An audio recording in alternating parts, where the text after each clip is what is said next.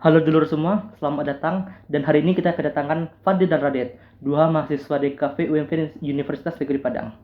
Selamat datang. Halo. Ini gimana? Gimana UAS terima tenaga kalian? Waduh. Gak usah jauh-jauh ke UAS. Tugas 4 ini aja dulu, gimana? Tugas Maksudnya? 4 aja saya belum di ACC, gimana? Besok lah tuh. Kok bisa belum di Ya. ACC ya? Itu bukannya kelas kalian yang duluan? Itulah ada miskom lah sama ibunya. Kok bisa? Ya, nanti bahas pula mana pula ibunya nanti. Masuk pula ada video. Oke.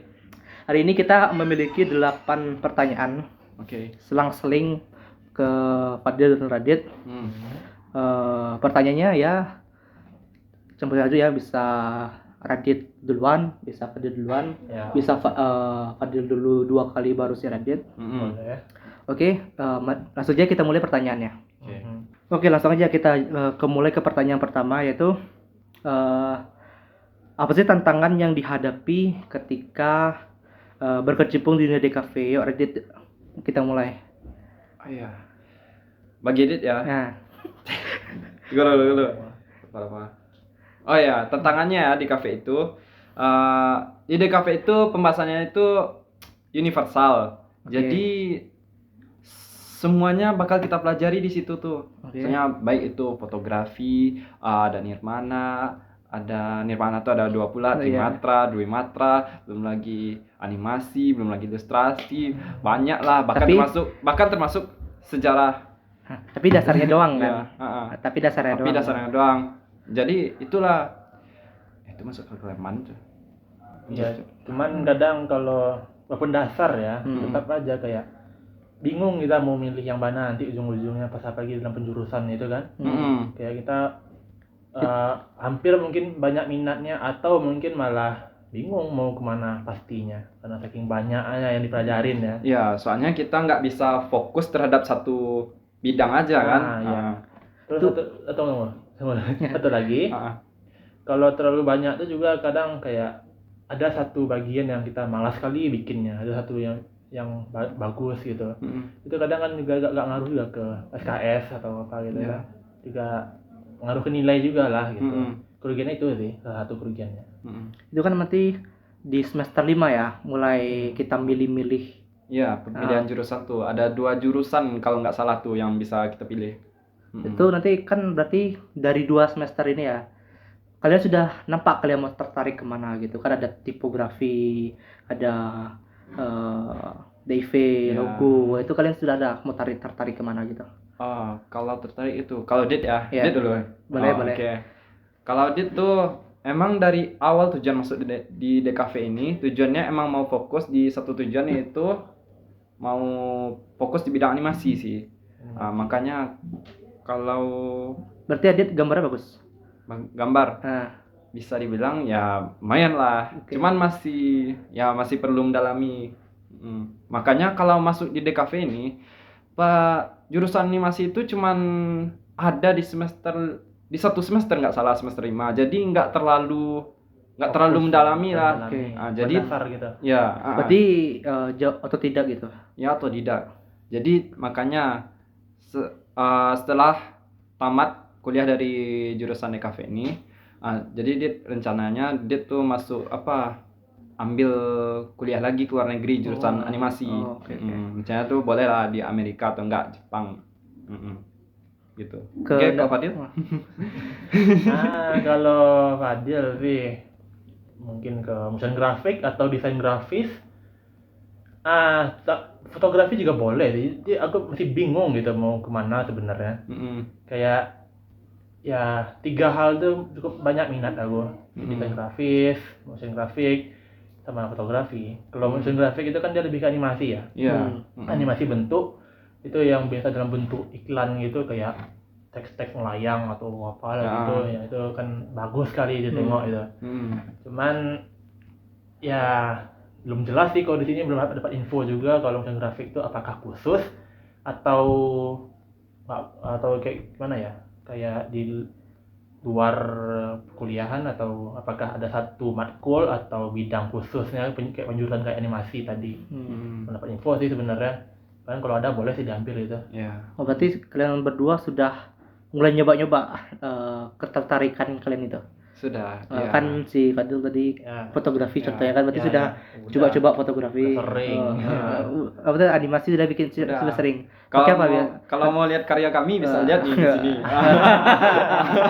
Ini karya aku, karya Fadil. Gitu. menarik. Ya, follow IG kami nanti. Ya, menarik. Karena ada di deskripsi. Iya. Oke, Ah. untuk si Fadil lagi. Oke. Apa sih yang membuatmu kaget waktu baru masuk ke DKV? Kan banyak itu tantangannya gitu. Terutama tadi Trimatra tadi kan. Nah, apa contohnya yang lain? Yang pasti itu ya, tugasnya banyak kalian. Nah, kalau itu kan di semua mata kuliah di semua jurusan kan juga banyak kan. Iya. Nah, masa tidak mungkin cuma karena tugas kaget gitu. Apa ada yang lain gitu? Tiba-tiba karena itu. Yang kagetnya ya satunya tugas itu karena aku dulu di MAN ya, yang cukup Islami. Oh, di mana? Iya, di MAN. Kita sama. Wah, gua aduh. Alumni Mandupa ini. Aduh. Ternyata sama. Kaget aku. Aduh. Nah, gitulah karena sosial sih sebenarnya. Ah. Iman itu kan orangnya religius, tapi enggak semua juga sih. Ya ada lah gitu. Masuk di kafe yang cenderung lebih bebas gitu, apalagi dalam dunia perkuliahan.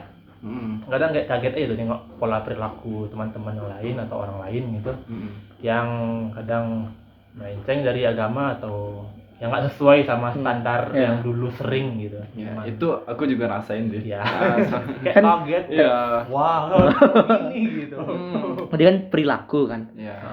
Menurut kalian gimana cutting? Cutting. Nah, cutting itu gimana menurut kalian, Kak? Terlalu arogan kah atau apakah? Apakah biasa aja gitu cutting di seni rupa ini? Kalau Ya, perkataan ya. cutting tuh yang baik juga ada, Ya, yang pasti kurang ya. ajar juga Ya, ada. ya. Ya, itu. Kayak itulah. Kalau cutting mah ya Iya. gitulah. Ya, ada yang sok jagoan kadang, ada yang begini, tapi ada juga yang baiknya, ada yang nunjukin juga, ngasih info tentang kayak mungkin lomba atau pertukaran pelajar atau tips-tips tugas, apalagi dalam Nirmana khususnya. Itu banyak kok cutting yang kayak warning gitu, kayak itu harus gini loh, harus gini gitu. Ya sebenarnya boleh aja sih berteman sama cutting atau orang-orang senior, cuman pandai-pandai lah memilih kawan gitu. Iya. Kadang ada cutting tuh yang bener jadi kawan, ada yang ada pula kadang yang hanya jadi teman tongkrong aja gitu. Juga ada. Oke. Kan tadi kan aku sudah nanya ya ke Fadil ya. Apa yang membuat kaget? Sekarang aku tanya lagi ke Radit. Apa yang membuat tertarik ke DKV? Ya, buat tertarik ya. Itu juga mulainya dari mana? Di SMA kah? Atau di SMP kah? Dapat infonya tuh sejak dari MAN sih.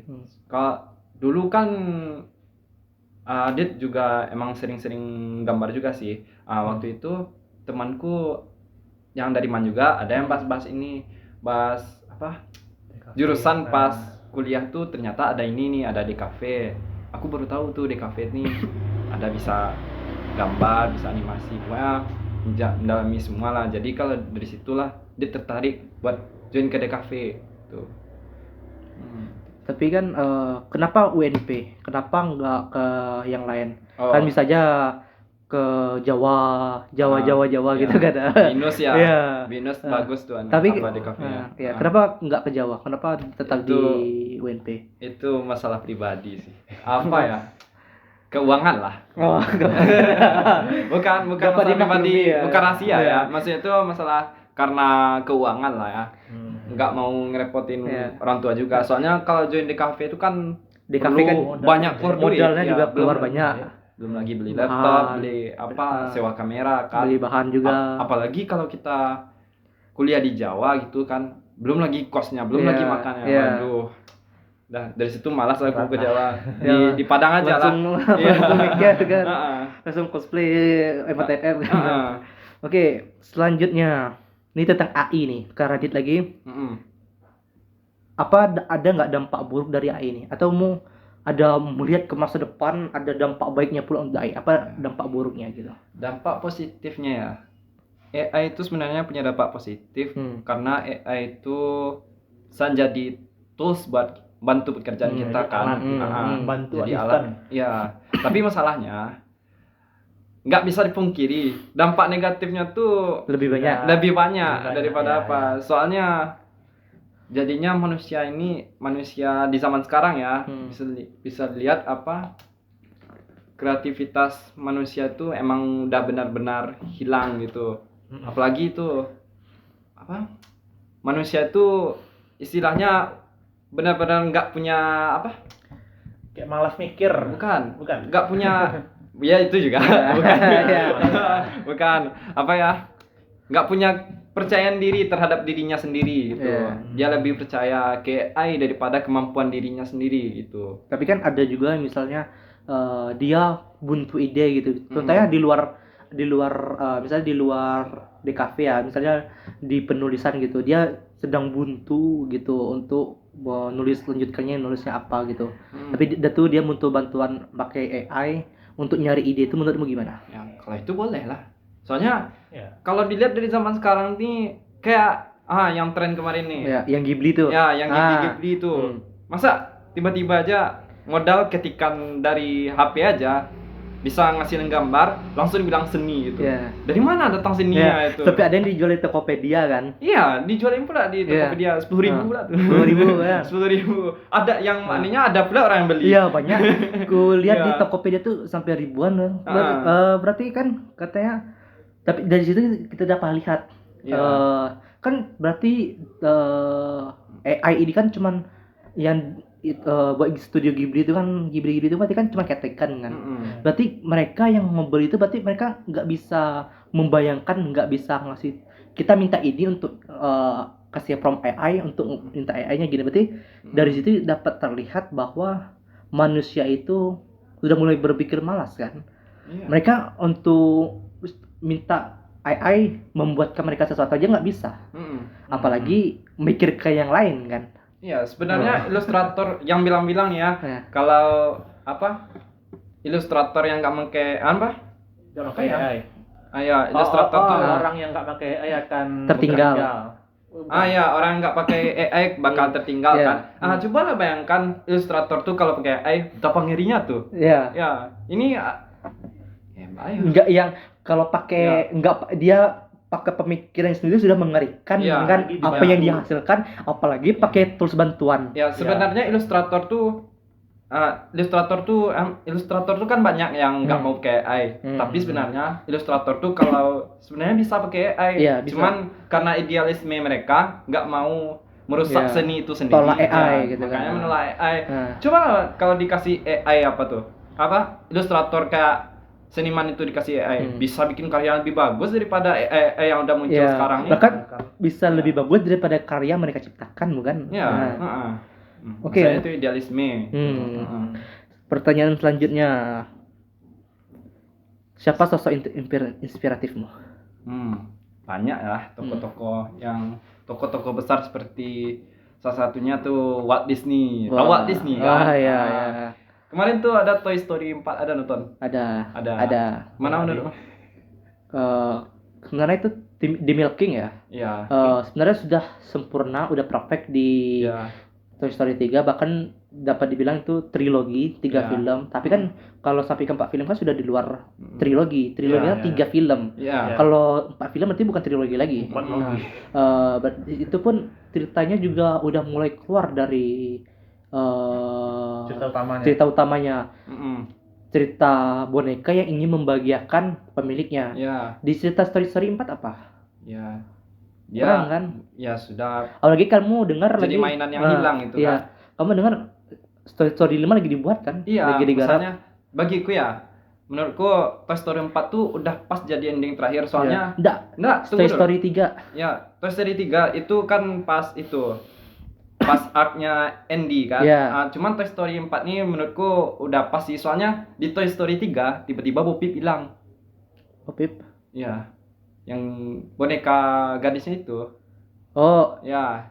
Tapi kan itu kan bukannya dijelasin ya. Apa? Bahwa dia dijual. Ya, Ah. pas di Toy Story 4 kan, di Toy Story 3 nggak ada tuh. Oh, Makanya menurutku kalau itu tuh udah pas tuh Toy Story 4 tuh.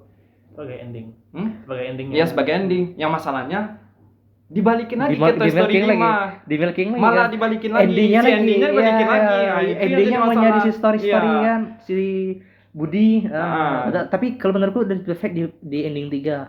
Andy Iya. pergi meninggalkan Itu bonekanya. memang perfect. Itu perfect tuh. Tapi endingnya emang tok di Toy Story 4 ini udah nih. Toy Story 5 tuh bullshit tuh. Itu kan salah satu kan itu Walt Disney emang tokoh besar kan. Kalau Itu di di Walt Disney kan salah satu karya Walt Disney yang membuat dia terkenal itu kan Mickey Mouse. bukan apa namanya? Pinocchio, Yang baru-baru ini jadi live action namun gagal. gagal semua tuh. Bukan yang Apa, satu Snow White? Snow White itu kan Ah. karya pertama, bener-bener karya pertamanya diciptakan langsung dengan tangan Disney, Walt Disney. Menurutmu gimana? Itu kan banyak yang diubah dari animasinya sendiri itu. Gimana menurutmu? Apa tuh sosok inspiratifmu, karya sosok inspiratifmu diubah seenak jidat demi Ya, uang. Ya benci lah, nggak suka lah. Sama gimana ya? Emang apa ya? Karena banyaknya agenda-agenda aneh nih, Iya. seni yang aslinya itu benar-benar dirusak sama mereka ini karena agenda politiknya, hilang karena itu. makna seni Iya, itu hilang benar-benar itu. makna dari filmnya itu benar-benar hilang gara-gara dibawain agenda-agenda yang lain soalnya. Iya. Soalnya kayak LGBT lah, itulah. Sejak tahun berapa ya? Terakhir yang bagus tuh Disney itu tahun 2016.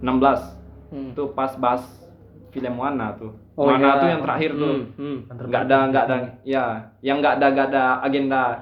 Itu mulai kancurannya tuh setelah itu. Bukan pas Bas nggak Moana, sih? pas apa setelah Covid. Ya. Covid benar-benar berubah segalanya. Ya. Semenjak itu ya kacau Berubah, lah Disney ya, ya. ya. Karena keuangan kan biar dapat cuan yang gede, Gede, dimasukin lah agenda-agenda biar dapat duit yang banyak. Dapat untung gede ya. Ayo balik lagi dong. Iya. Toko inspiratif. Fadil sekarang. Wah, untuk masuk di Nah, kafe itu ini nggak ada, Cok. belum selesai. Oh, belum selesai. Belum. Anjir, lebih banyak nih. Tunggu. Seru nih. Banyak nih. Itu kan salah satu Walt Iya. Disney kan, animasi kan. Iya. Tapi kalau toko yang benar-benar yang paling ku suka itu siapa? Hayao Miyazaki yang jelas. Itu jelas. founder Studio Ghibli Iya. dan sutradara dari animasi Ghibli lah. Contohnya kayak The Wind Rises tuh kayak banyak lah. Itu benar-benar animasinya itu keyframe-nya itu dibikin dengan tangan sendiri tanpa dengan bantuan teknologi. Tanpa Emang beneran full di kertas ya. Full kertas pakai lukisan. Terus nanti untuk ngapainnya biar dia tayang di layar digital pakai apa? Kalau itu emang harus Atau- digitalisasi. Wah, Cuman kalau di keyframe-nya ya yang bagian yang paling penting itu kan di keyframe. Iya.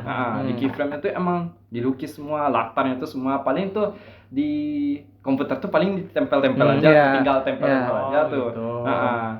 Sayangnya ini gara-gara AI ini Iya. eksklusivitas dari Ghibli-nya ini benar-benar Hilang. dianggap biasa aja Biasa sama aja, orang. ya, Padahal ya. dulu Gitu. itu aku menganggapnya Ghibli itu wah sekali gitu. Bahkan Adit waktu itu karena saking fansnya Ghibli, Adit kan juga suka gambar ya.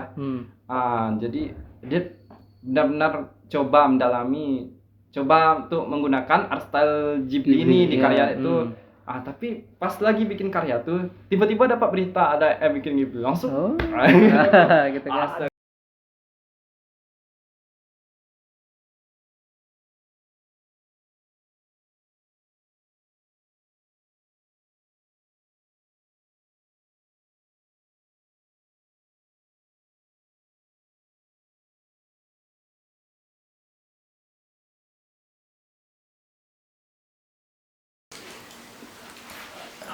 Kalau tidak sadar udah agak lama berhenti bentar tuh mindahin memori.